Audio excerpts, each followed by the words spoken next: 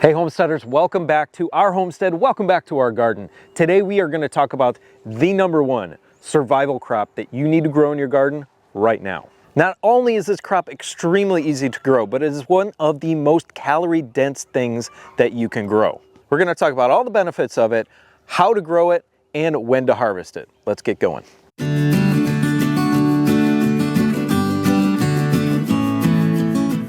So what am I talking about? Well, that's the Jerusalem artichoke or sunchoke. I'm going to talk about all the benefits of this right now. If you're interested in just seeing how to plant it, skip to the time code at the bottom of the screen. This is one of the most hardy and most productive things that you can grow in your garden, and it is one of the most calorie dense foods that you can grow in your homestead. There are 3 foods that you can grow that have about 12 to 15 million calories per acre. One of those is the sunchoke, the other is the potato, and then corn. For contrast, if you are to raise 1 cow, you need at least 1 acre of pasture for that cow if it's going to be grass-fed. And that cow, when you butcher it, is going to yield between 500 to 700,000 calories. This is 12 to 15 million per acre. Now, a fun fact about these saved Europe during World War II. What am I talking about? I'm kind of joking around, but the Nazis, when they came and they conquered most of the continental Europe, they stole or took all of the potato harvest because they liked them, but they left these alone. These helped the French people get the calories they needed during a nasty time in our history. They're extremely high in iron, potassium, and vitamin B1. And this little thing right here is related to the sunflowers. So if you let them grow up and out, it will produce these beautiful yellow flowers that are about 6 to 7 feet tall. And the cool thing about these is that you can eat them raw or cooked. A lot of high-end restaurants actually will use these because of their really creamy texture, even more so than a really fine potato. They also have a really nice sweet flavor to them, and what's nice about them compared to potatoes is they're very low on the glycemic index, so a lot of diabetics can eat a sunchoke or Jerusalem artichoke when they can't eat a lot of potatoes. Now, another really interesting point about the nutrition of these is they are very high in what's called inulin. Inulin is a prebiotic fiber that helps with digestion and helps your gut health.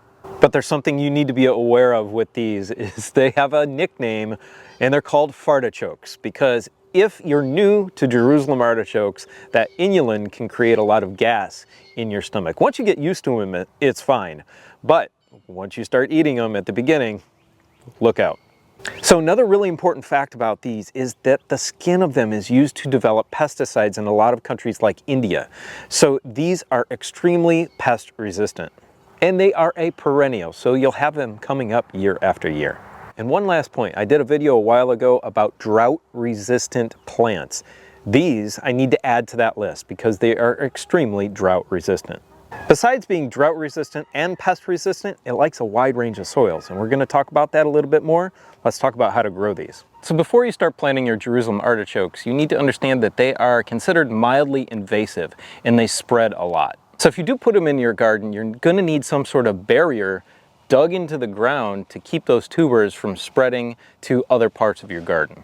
Now, it's recommended that that barrier be about 2 feet deep, but that's just not practical in a lot of situations. So we're burying some boards here just about 1 foot under the ground. And hopefully that will keep them out of our potato area.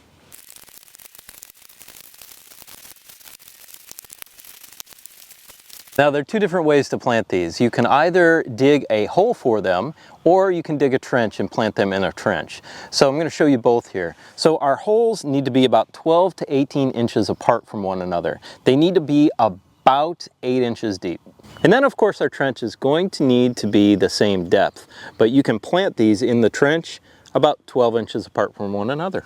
So over here is roughly about a square yard, and you are going to get about 9 tubers planted per square yard. If you're using meters, you'll get maybe about 12 because a meter is a little bit bigger than a yard. So I just wanted to demonstrate that for you, but for us, we are going to be using the trench.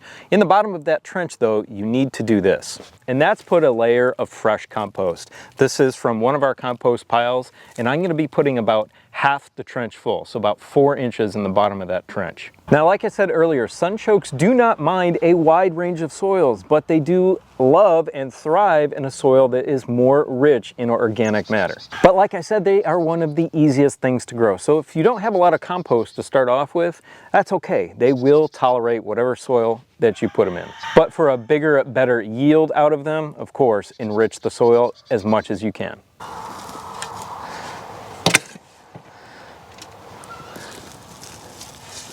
So like I mentioned, when planting these, all we're gonna do, set them down in there about 12 to 18 inches apart.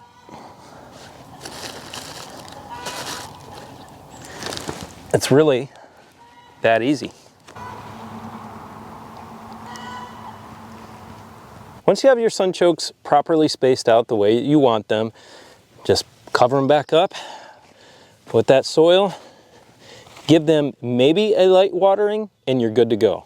I said these were really easy. So let's talk about harvesting your sunchokes now. These take a very long time to come to harvest, and that's between 110 and 150 days. And remember, we've got those really tall sunflower-like plants that come up out of the ground, and they can shade out an area. So make sure you put it in a place that you're not going to have to worry about it shading out some of your other plants. For us, we've got it in this north-south direction at the extreme far end of our garden.